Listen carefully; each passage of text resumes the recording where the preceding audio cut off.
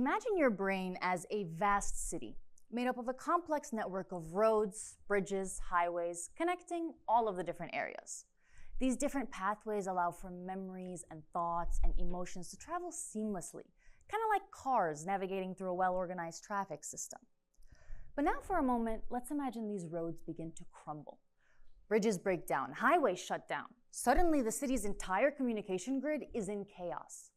Well, this is what happens in the brain when brain cells and their connections break down, a process that we see in many mental health disorders, like depression, anxiety, and addiction. And when we look at the current treatments available for these conditions, we see that they primarily focus on managing the symptoms, but they're not really addressing this underlying structural breakdown itself.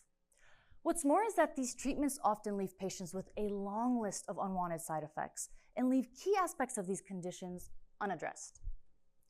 So what if, instead of just easing the traffic delays, what if we could actually rebuild the roads? What if we could restore the highways, reinforce the bridges, and restore the brain's structural integrity in a way that fundamentally modifies the very nature of the disease itself? And what if we could do that with just a single drug, at a single dose?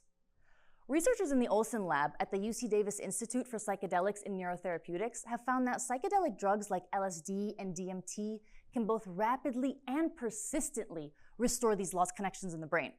And what's really critical here is that this restorative effect has been linked to the long-lasting improvements to mood and behavior that these drugs have been shown to cause.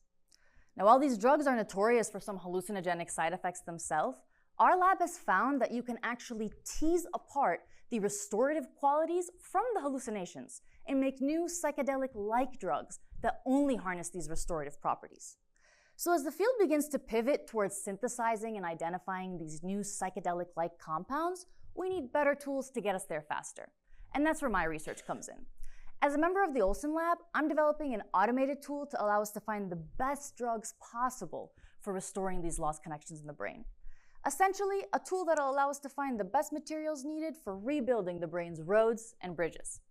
Using an advanced imaging technique, I take pictures of thousands of brain cells treated with our potential drug candidates, and then I assess the effect on cellular structure using custom-built software from within our lab.